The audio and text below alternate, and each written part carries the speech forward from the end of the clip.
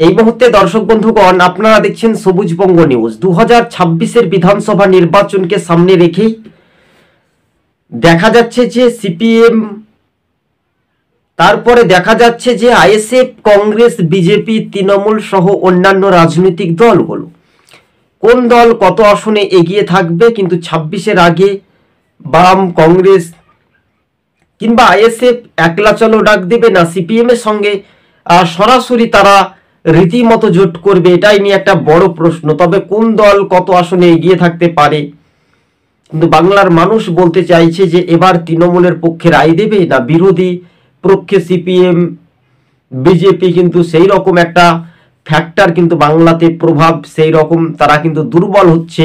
বিরোধী দলনেতা শুভেন্দু অধিকারী সেই কথার উত্তর বা প্রশ্ন কতটা গ্রহণযোগ্যভাবে দেখা যাবে সেটার উপরে কিন্তু চিত্রটা পরিষ্কার হতে পারে দর্শক বন্ধুগণ।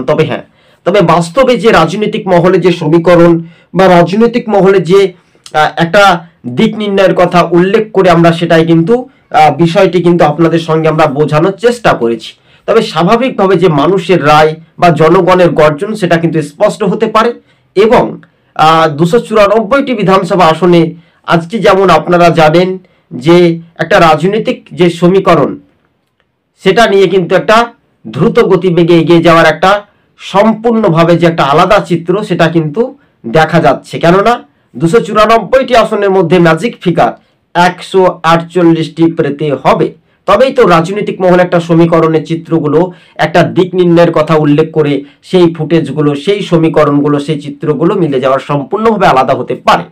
তবে এবার যে রাজনৈতিক সমীকরণের চিত্রগুলো আপনারা দিক নির্ণয়ের কথা উল্লেখ করছেন, তবে কোন দল কত আসনে এগিয়ে থাকতে পারে এটাই নিয়ে দর্শকদের কমেন্টের উত্তরে আমরা জানিয়ে দিতে পারি। দেখুন, সিপিএম যদি কিনা 77 যে একটা স্বপ্ন বা মোহভঙ্গ সেটা যদি মিলে যায়, আবার বাংলার মানুষ যদি তৃণমূলের পক্ষে না রায় দেয়, তাহলে কিন্তু যারা বিরোধী রাজনৈতিক দল আছে তারা কিন্তু একটা ফ্যাক্টর হতে পারবে। বামেদের যে ভোটের র্যাঙ্কিং, সেই ভোটের র্যাঙ্কিংটা একটা দ্রুত গতিবেগে এগিয়ে যাওয়ার একটা তুলনামূলকভাবে সেটাই কিন্তু একটা বড় ফ্যাক্টর হওয়ার চান্স দেখতে পারি আমরা। এবার তুলনামূলকভাবে হচ্ছে কংগ্রেস, কোন কোন জেলা থেকে সংগঠন তাদের মজবুত হতে পারে।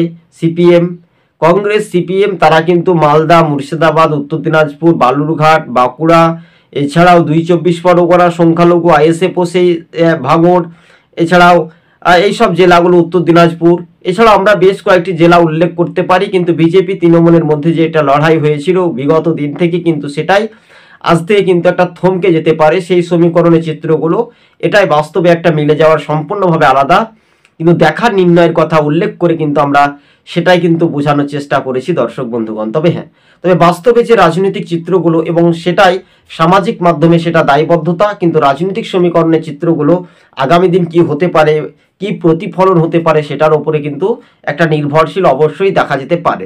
তবে আগামী দিন যে বাংলার জনগণ বা জনতার আওয়াজ 294 যদি আমরা দেখি, 148টি কোন দল পেতে পারে। কেউ আবার সংখ্যালঘু মুসলিমদের ভোটে কিন্তু তৃণমূল একটা ফ্যাক্টর হতে চাইছে, আর বিজেপি হিন্দুদের ভোটে ফ্যাক্টর হতে চাইলেও কিন্তু এই বাংলার মসনদ 2026-এ, কেননা নতুন বছরের শুরু থেকে আমরা আরও বুথ ফেরত, এক্সিট পোল, জনমত সমীক্ষা, ভোটারদের সার্ভে রিপোর্ট অনুযায়ী তথ্য বিশ্লেষণ করে সেইগুলি তুলে ধরার চেষ্টা করব।